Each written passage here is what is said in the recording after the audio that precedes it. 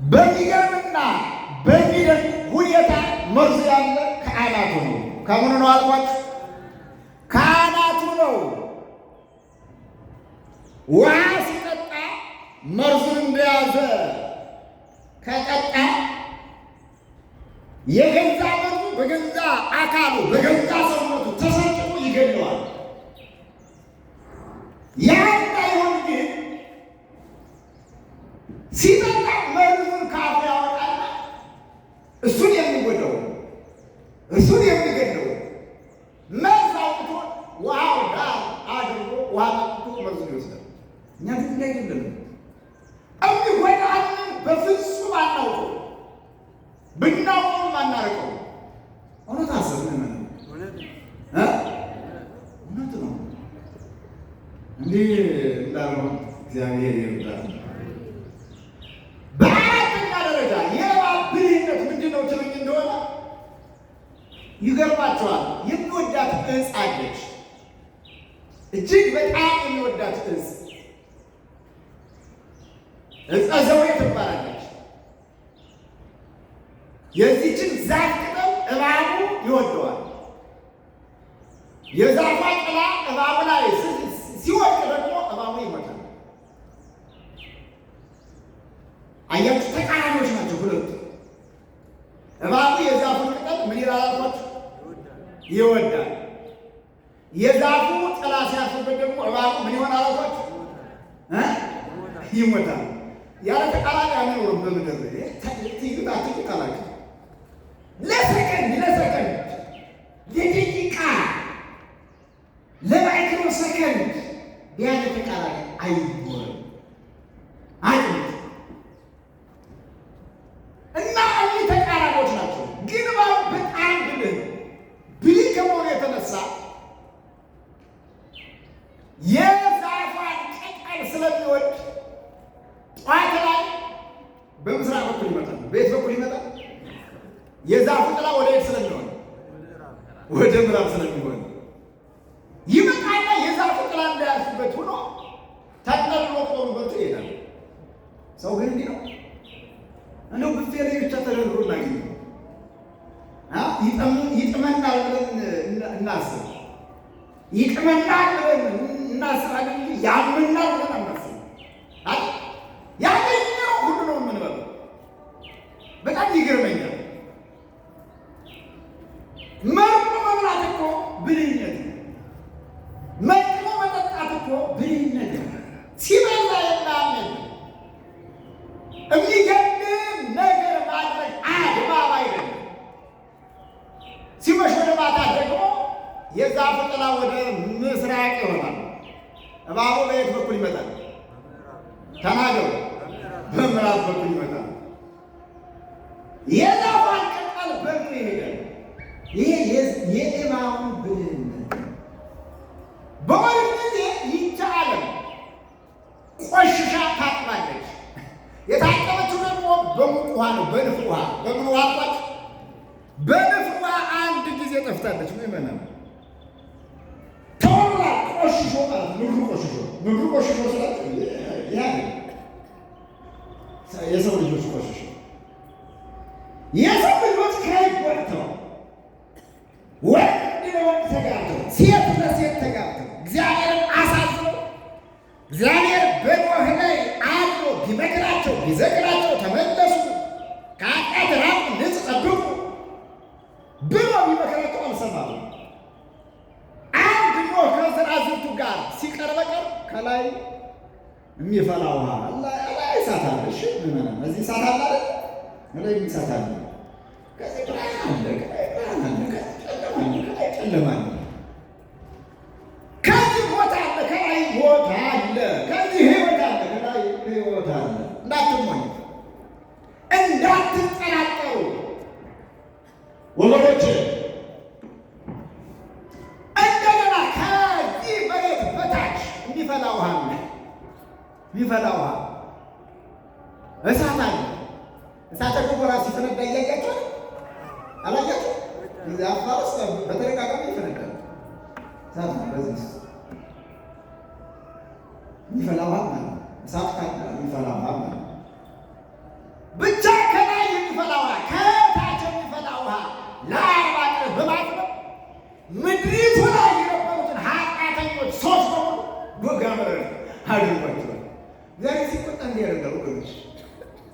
አሁን እግዚአብሔር የተቆጣ ነው የሚመስለው ስታዩት። ዓለም እየታመሰስ ትመለከቱታላችሁ። ዓለም እንደ አሳ ነቅሎ እየተቆላ ታዩታላችሁ። እግዚአብሔር በአለበት ጸጥ ረጭ ማድረግ ይችል ነበር። እንድንበላና ያደረገበት ትልቁ ምክንያት ተቆጥቶናል ማለት ነው። የተቆጣን ደግሞ አጥፍተናል፣ በድለናል። ቁጣውን በትዕግስት ይመልስልን፣ መዓቱን በእምረት ይለውጥልን ምእመናን። እና በዚያን ጊዜ ነው ይገርማቸዋል። ለዘር ያክል ኖህ ከመርከቡ ውስጥ ብዙዎች ሲገባ በጣም ብር ከመሆኑ የተነሳ እዚያ መርከቡ ውስጥ መርከብ የቤተክርስቲያን ምሳሌ፣ መርከብ የቤታችን ምሳሌ ትርጓሜው ያበቃዋል። አሁን ቤተክርስቲያኑ ውስጥ በጣም ብዙ አካላት አሉ። በሚመናን ዘንድ በእኛ ባገጋቢ ዘንድ በጣም ብዙ አካላት አሉ። በመርከቧ ውስጥ ጠባብም ጊንጥም ምናምንም እንደነበረ አንደኛ በቤተክርስቲያን ውስጥ ያው በጣም ብዙ ምናምን አለ። ከምናምን እንድንወገድ ማን ይርዳል? እግዚአብሔር ይርዳል። በዚያ መርከብ ውስጥ ርግብ ነበረች። በቤተ ክርስቲያን ውስጥ ደጋግ ሰዎች አሉ እና ያንን የማት ዘመን ለማለት ይገርማቸዋል። ራሱን ሰውሮ ብልህ ሆኖ እባብ አፉን ከፍቶ ተኝቶ ርግብ ከየዋህነቷ የተነሳ እንቁላሏን ከአፉ ላይ አስቀምጣ ቀፍቅፋ እስከምታነሳ ድረስ ዝም ብሎ ቆይቷል። ይህ ብልህነት ነው። አያችሁ ነው፣ በጣም ብልህነት።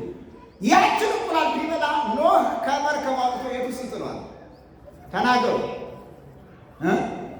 እዚህ ንፍር ውሃ ውስጥ ጨምሮ በጣም ብልህ ነው።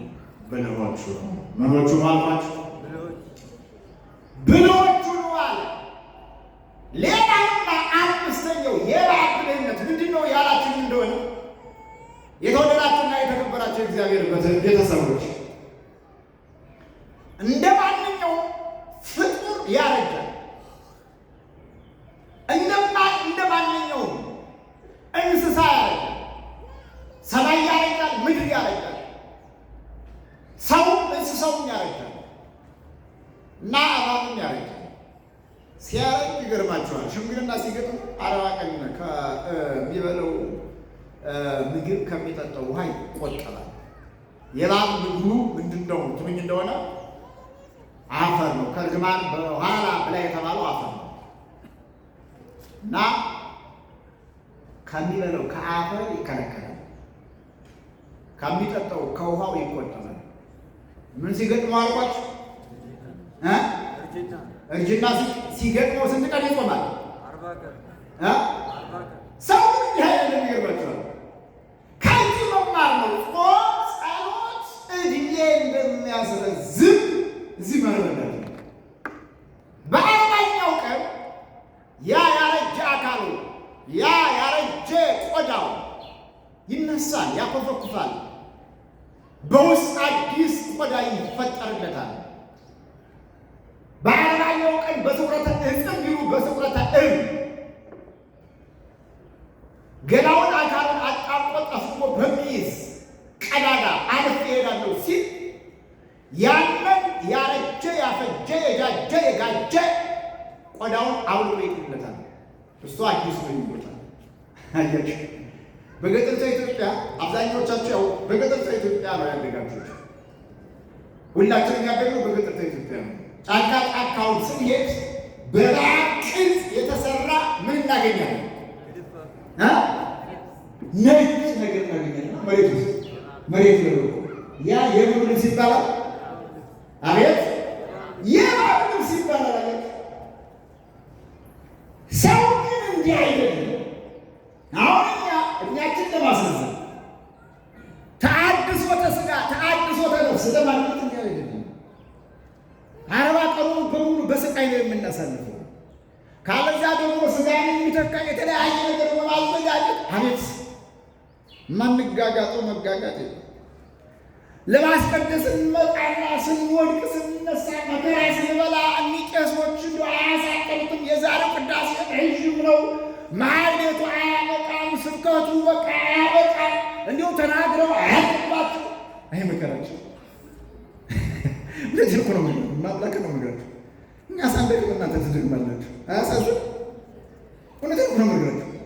እኛ ሳንደግም ቁመናል ቅዳሴ ቀድሰን እንደገና ወጥተን እናንተ የጠዋት መጥታችሁ ወንጌል ስንሰብክ በጣም ትቸገራላችሁ። ይህ እኮ ሞኝነት ነው። እንዳንደግም ግን ማን ይርዳን?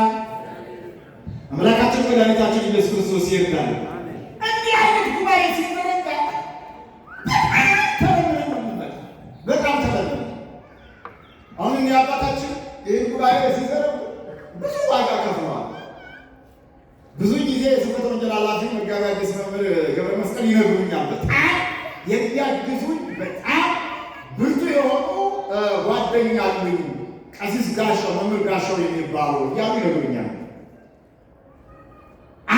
ትልቅ ጉባኤ ልጆቻቸውን አሰባብረው ትልቅ ጉባኤ ይዘረጋሉ እና ያ ጉባኤ እሳቸው ነው እያሉ ይነግሩኛል። ይገርማቸዋል።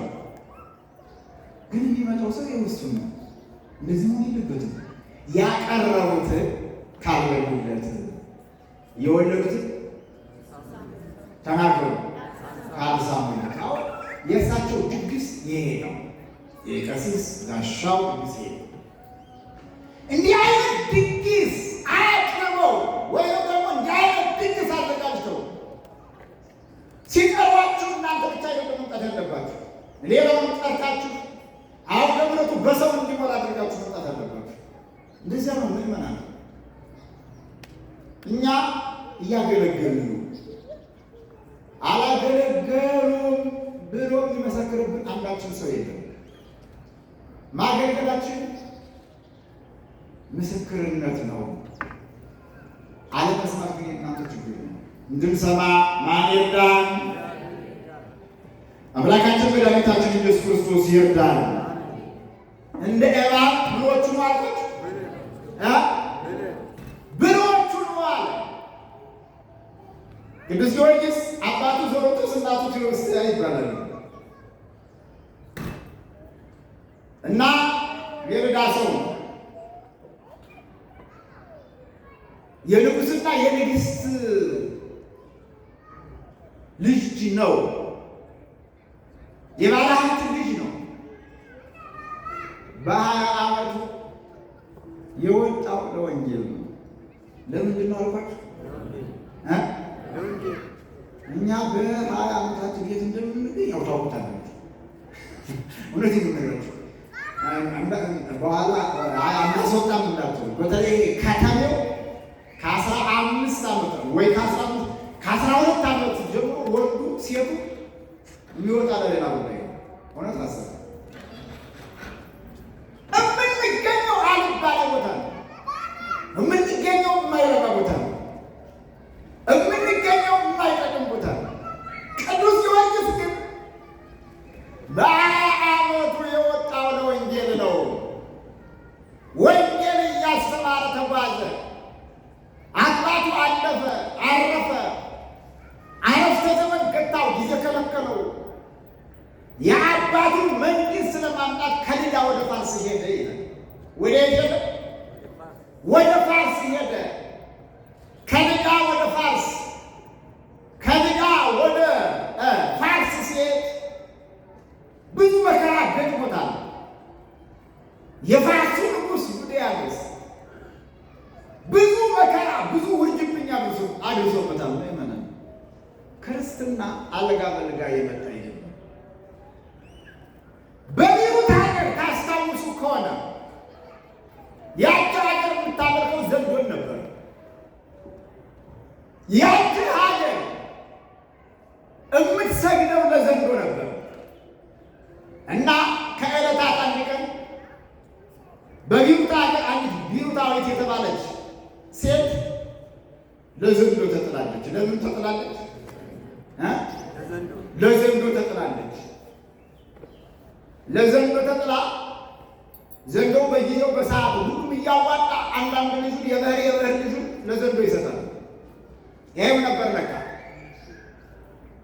እና ይህችም ሴት ከዕለታት አንድ ቀን ዕጣ ፈንታዋ ጽዋ ተርታዋ ደርሶባት ለዘንዶ ተጥላ ዛፍ ላይ ወጥታ እያለ ቅዱስ ጊዮርጊስ መጣ። ማን መጣ? ቅዱስ ጊዮርጊስ መጣ። በዚያ ሲያልፍ ተመለከታት። ዛፍ ላይ ሆና ምን ሆኖሽ ነው አላት። አረ ለዘንዶ ተጥዬ ነው። በሰዓት በቀትር ዘንዶ ይመጣል ሊውጠኝ ነው። ዞር በል አለችው። አንተንም እንዳይውጥህ እሷ አምና ማለት ነው። ዛሬም ዘንዶ አለ የእናቴ ልጅ እንዳይውጥ ዞር በል። አሁን ጋር ነው ይልጃል ያለበት እንዳይውጥ ዞር በል ስትለው እሱ ዞር አላለም። እዚያው ቆሞ ጠበቀው። ዘንዶው ጅራቱን እያማታ እየጮኸ እየተከለፈለፈ ያችን ሴት ለመዋጥ መጣ። ቅዱስ ጊዮርጊስ በስመ አብ ወወልድ ወመንፈስ ቅዱስ አሐዱ አምላክ ብሎ በያዘው በትረ መስቀል ሲባርከው እንደው አቀዘቀዘ ይላል። እንደው አቀዘቀዘና አንገቱን በጦር ወጋና ወረጅ አላት። ከዛፏ ወረደና በገንዛ መቀነቷ አንገቱን አሰረና የእናንተ አምላክ እንዲህ ነው እያለ ከተማውን እያስጎተተ ከተማዋን ያችን ቤይሩት የተባለችውን ከተማ እያዞረ አሳያቸው። አንዱ የእነሱ አምላክ ደካማ እንደሆነ፣ የእነሱ አምላክ የማይረባ እንደሆነ፣ የእነሱ አምላክ የማይጠቅም እንደሆነ ተመለከቱ። ቅዱስ ጊዮርጊስ ያመነውን አምላክ አምነው ያንን ዘንዶ አብረው ተባብረው ገደሉት ይላል። ክብርና ምስጋና ለመድኃኒዓለም ይሁን። አመስግኑት። የተወደዳችሁና የተከበራችሁ የእግዚአብሔር ቤተሰቦች አምልኮተ እግዚአብሔር ገንዘብ በማድረግ አምልኮተ ጣዖትን በመቃወም የጣዖት ቤትን በመዝጋት ብለውት ምን ያስፈልጋል? አዋረደን ብለው ምን የሚሉት ሀገር ሰዎች ተቃውሞታል። እንደገና ደግሞ በፋርስ ሀገር ውስጥ ይኖር የነበረው ንጉሥ ጁዲያኖስ ተቃውሞታል። ለጣዖት ስገድ ብሎታል። ለጣዖት ስገድ ሲለው ቅዱስ ጊዮርጊስ ንጉሡን ገስጾታል። አንተ ርኩስ ጣዖት ርኩስ፣ አንተ ርኩስ ነህ። እየሰማችሁ ምን ሸሪክ ከሁላችን ጋር አንተ ርኩስ ነህ፣ ጣዖት ርኩስ ነህ፣ ርኩስ ነው። ለጣዖት አልሰግድም፣ አንተንም እኔንም ለፈጠረ ለእግዚአብሔር እሰግዳለሁ እንጂ ገስጾታል። ክርስትና ይህን ገንዘብ ማድረግ በወሬ ልንፈታ ይገባል። አብዛኛዎቻችን በወሬ ነው የምንፈታው። ያው ደግሞ ወሬ ሲፈታ በምን እንደሆነ ታውቃላችሁ? ባላየ ነው ባልሰማው ነገር ዝም ብለው ሶሻል ሚዲያ ላይ ስለተለቀቀ ብቻ ያንን አልቆ እናወጣዋለን። ያ ይረዳል። እኛ የሚጠቅመን እኛ የሚረዳን እውነቱን መከተል ነው። እውነት ደግሞ እግዚአብሔር ነው። እውነቱን እንድንከተል የአምላካችን የመድኃኒታችን የኢየሱስ ክርስቶስ መልካም ፈቃድ ይሁን። ለወንጌል በመቆም ቅዱስ ጊዮርጊስ 7 ጊዜ ተገድሏል። ስንት ጊዜ ተገድሏል? 7 ጊዜ። ጁዲያኖስ የተባለው ንጉሥ ቅዱስ ጊዮርጊስን ቆልቆል ሰቅሎ 10 ቀን ዘቅዝቆ አቆይቶታል። በአፍንጫው ደም እስከሚወጣ ድረስ እስከ ይውህዝ ናላው ይላል። ናላው እስከሚዞር ድረስ ለጣዖት ስገድ እግዚአብሔርን ካድ ብለው እንኳን የፈለግከውን አድርግ እንጂ ለጣዖትም አልሰግድ እግዚአብሔርን አልክድም። ክርስትና ይሄ ነው። ይመናን ተው፣ በርቱ። በጣም ብዙ ፈተናዎች ሊሆኑ ይችሉ ይሆናል።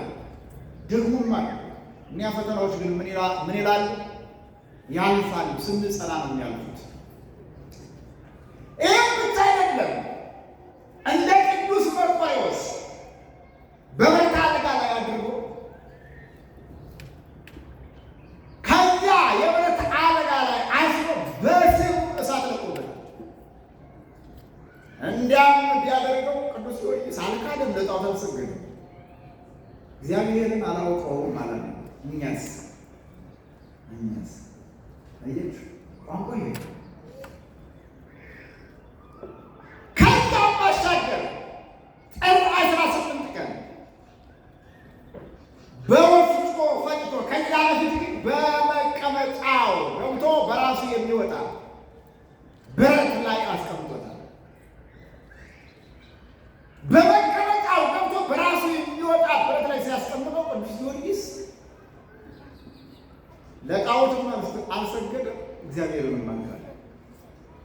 አይደል?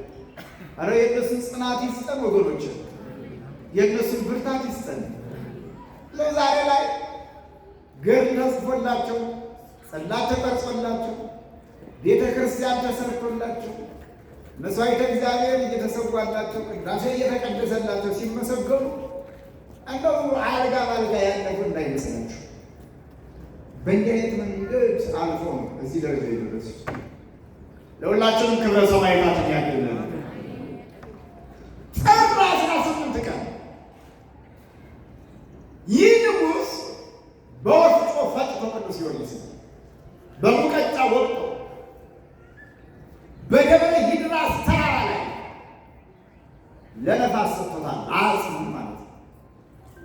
እንደ ጤፍ፣ እንደ ዳጉሳ፣ እንደ እህል ለነፋስ ሲሰጠው የቅዱስ ጊዮርጊስ አጽም በየቅጠሉ እየሄደ እያረፈ ቅጠሉ ላይ አነ ውእቱ ቅዱስ ጊዮርጊስ፣ አነ ውእቱ ቅዱስ ጊዮርጊስ፣ አነ ውእቱ ቅዱስ ጊዮርጊስ የዓለም እየተጻፈ ይገኝ ነበር። ዛሬም ለአብነት ትጎበኙት አላውቅም። አብዛኛዎቹ ቅጠሎች ላይ አረበኛ ጽሑፍ ታገኛለች። በተለይ ምን ከተባለ ዛፍ ቅጠል ላይ ካላችሁ ቁራባ ከተባለ ወይም ደግሞ ስም ይዛ ከተባለ ቅጠል ላይ በአረበኛ ተጽፎ ታገኛለች። በዚህ በአዲስ አበባ ይሄን ዛፍ ሰንሰል ትሉታላችሁ።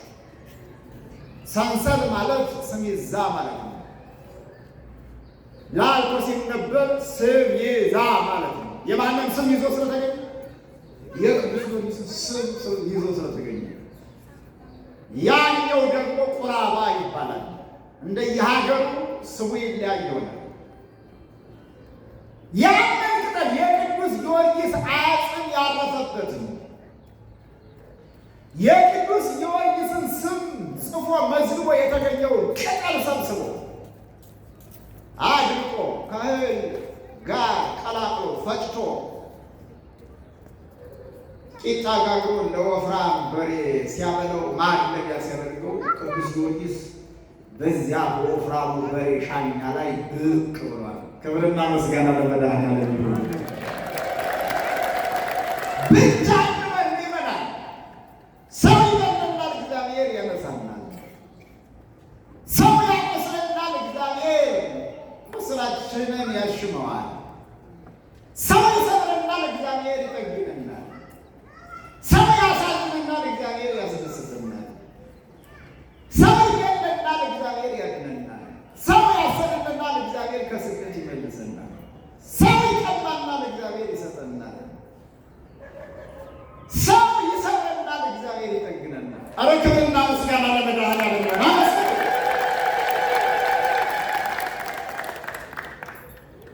እና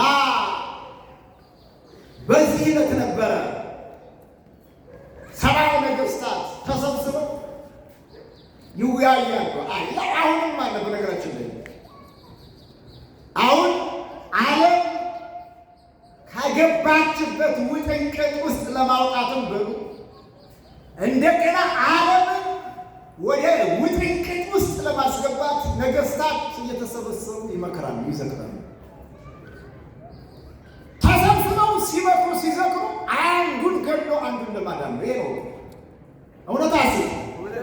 አዎ አንዱን ገድሎ አንዱን ለማዳን፣ አንዱን አልቆ አንዱን ለማቅረብ ሰብአ ነገሥታት አንድ ቤት ገብተው በአንዱ በቅዱስ ጊዮርጊስ ላይ ሲመክሩ ይህን ሰውን እናድርገው፣ የእግዚአብሔር አረበኛ ነኝ የሚለውን ሰውን እናድርገው እያሉ ሲዋለሉ አንድ ጊዜ ሰብአውን ነገሥታት ዶግ አመድ አድርጓቸዋል። ቅዱስ ጊዮርጊስ ግሩም ነው። ክብርና ምስጋና ለመድኃኔዓለም ይሁን። የቀሩት ግን አዋረደን ብለው በዚህ ቀን ቅዱስ ጊዮርጊስን በሰይፍ ቀልተውታል። አንገቱን በሰይፍ ሲቀሉት እግዚአብሔርን አልካድክም፣ ለጣዖታችንም አልሰገድክም፣ የእኛ ተከታይ አይሆንም ብለው በሰይፍ ሲቀሉት ከአንገቱ ደምና ውሃ ፈሶታል ይላል። ክብርና ምስጋና ለመድኃኒዓለም። 7 ዓመት ስለተጋደለ 7 ክብር አግኝቷል። 7 ዓመት ስለተጋደለ 7 አክሊላትን ተቀዳጅቷል። ክብርና ምስጋና ለመድኃኒዓለም ይሁን። ብልሆች ሁኑ። ምኖች ሁኑ? አቤት ብልሆች ሁኑ። ወደ ሕይወታችን ቀይረው ይመናል። ወንጌልን በመስማት ብልሆች ሁኑ። ለወንጌላውያን በመታዘዝ ብልሆች ሁኑ። ጠባለ ኪዳን መሸረ ቅዳሴ በማለት ብልሆች ሁኑ። ቆርሶ በማድረስ ጸዶ በማለመስ ብልሆች ሁኑ። መምህራነ ወንጌልን በመታዘዝ ብልሆች ሁኑ። በመጾም በመጸለይ ብልሆች ሁኑ። በፍቅር በአንድነት በመኖር ብልሆች ሁኑ። ፍቅርን ገንዘብ በማድረግ ብልሆች ሁኑ። ቤተ እግዚአብሔርን በመስራት ብልሆች ሁኑ። ደግ በመሆን ብልሆች ሁኑ። በሃይማኖት በመጽናት በምግባር በመቅናት ብልሆች ሁኑ። በንስሐ በመመላለስ ብልሆች ሁኑ። ለቅዱስ ሥጋው ለክቡር ደሙ በመብቃት ብልሆች ሁኑ። የትምህርቱ ጽንሰ ሐሳብ የትምህርቱ መሠረታዊ ዓላማ ይሄ ነው። እንዲህ እንድንሆን ማን ይርዳን? እግዚአብሔር ይርዳን። ያስተማረን የመከረን የባረከን የቀደሰን የቅዱሳን አምላክ ልዑል እግዚአብሔር የተመሰገነ ይሁን። ሰውን በሃይማኖት አገሩን በረድኤት ይጠብቅልን። በንስሐ ተመላልሰን ቅዱስ ሥጋውን ክቡር ደሙን እንድንቀበል ማን ይርዳን? አምላካችን መድኃኒታችን ኢየሱስ ክርስቶስ ይርዳን። እኛ በአፍም በመጽሐፍም እንዲህ እናስተምራለን፣ በሚዲያም እንዲህ እናስተምራለን። የጧቱን መርሃ ግብር እየተከታተሉት ነበር ሌላ ቦታ ላይ እና እዚህ ንግስ እንደነበር መረጃው አለኝ። በዚያውም ደግሞ በሚዲያ ወንጌላውያን ቤተክርስቲያንን ለማስተዋወቅ ወንጌሉን ለማዳረስ በሚዲያ ሳይቀር ያስተምራሉ። እናንተ ደግሞ ሚዲያቸውን ስሙን ለጌታችሁ ቤተክርስቲያናችሁ ልታስተዋውቁ ይገባል። ምን በማድረግ ሰብስክራይብ በማድረግ ሼር በማድረግ ይሁን በመጫን ልታበረታቷቸው ያስፈልጋል። የተወደዳችሁና የተከበራችሁ እግዚአብሔር ቤተሰቦች አሁንም በሚዲያ እየተላለፈ ነው ትምህርቱ። ስለዚህ ነቢዩ ሚዲያ ይላል። የሚዲያ እናንተ በዚህ መሰረት ዩቱብ ውስጥ ገብታችሁ ሰርች ስታደርጉ ታገኙታላችሁ። ነቢዩ ሚዲያ ብላችሁ ገብታችሁ ሰብስክራይብ እንድታደርጉ በእግዚአብሔር ስም እናሳስባችኋለን። እኛ በዚህ ስናስተምር እናንተ ደግሞ በእንዲህ አይነት መንገድ እንድታስተምሩ ለማሳሰብ ያክል ነው። ሌላውና ሁለተኛው ጸሎትና ጥቅሙ የምትል መጽሐፍ እግዚአብሔር ረድቶኝ የአባቶች በረከት አድሮብኝ የእናንተም እገዛ ኖሮበት ጸሎትና ጥቅሙ 4ኛ መጽሐፍ ናት። ትንሽ ናት። ከዚህ በፊት የጻፏቸው መጽሐፍት ትልልቆች ናቸው። ይቺ ግን በጣም ትንሽ ናት። አንድ ትልቅ መጽሐፍ ማሳተም ፈለጉና ወደ 480 ገጽ የሆነ ግን እንደምታውቁት ማሳተሚያው በጣም ከባድ ከመሆኑ አኳያ አልተቻለም። ይችን አሳትሞ ለእናንተ አዳርሶ በዚች ገንዘብ ደግሞ ያን ትልቁን መጽሐፍ ለማሳተም ታስቦ ይችን መጽሐፍ አሳትሞ ያለው ከተመረቀች ወር ምናምን ሆኗታል። የኒቆዲሞስ የተመረቀች። ስለዚህ ዋጋ 200 ብር ነው። ምስጢሯ ብዙ ነው። ከመጀመሪያ ጀምራችሁ ካነበባችኋት የምትጠቅማችሁ ነው። 13ቱ ሕማማተ መስቀል በዚህ ውስጥ አለ። ክርስቶስ በመስቀል ላይ የተቀበላቸው መከራዎች ማለት ነው። የ7ቱ ጊዜያት ጸሎት አለ። የ7ቱ ጊዜያት ምስጢራት በውስጡ አለበት እና ጸሎት ለምን እንደሚጠቅም ተንትና ታስረዳለች። ግዕዝ አለው።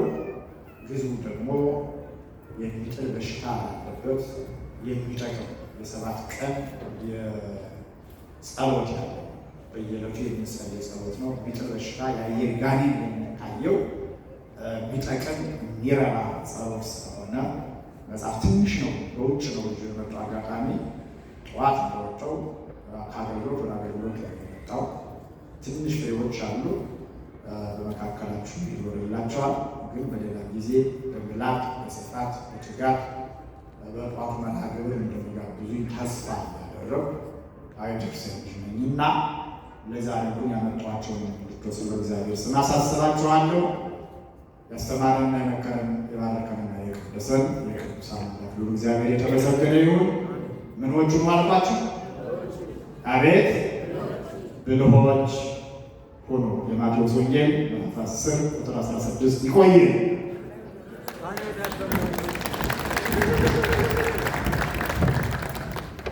በሐዘናችን በድክመታችን በመለያየታችን የሚፈቅድ ጌታ በእንዲህ መልኩ ስላስተማረን ስለመከረን ክብርና ምስጋና ለስሙ ይሁን። በዚህ ብልህም ወይም ሁሉንም እንደ ሃይማኖት መኖር እንዳለብን በሚጠቅመን መልኩ ያስተማረን መምህራችን መጋቤ ሐዲስ መምህር ነቢዩን ቃለ ሕይወት ያሰማልን፣ በእድሜና በጸጋ ይጠብቅልን። መጽሐፏን ከጸሎት በኋላ እዚሁ መድረክ ላይ እየመጣችሁ ከእሳቸው መስጠት ትችላላችሁ። አሁን የተቀመጣችሁ ተነሱ፣ ራቅ ያላችሁ ቀረብ በሉና ከታችን ከዘማሪት ኤደን ጋራ ዝማሬ አቅርበን በጸሎት እንዘጋለን። ራቅ ያላችሁ ቀረብ በሉ። እንደዚህ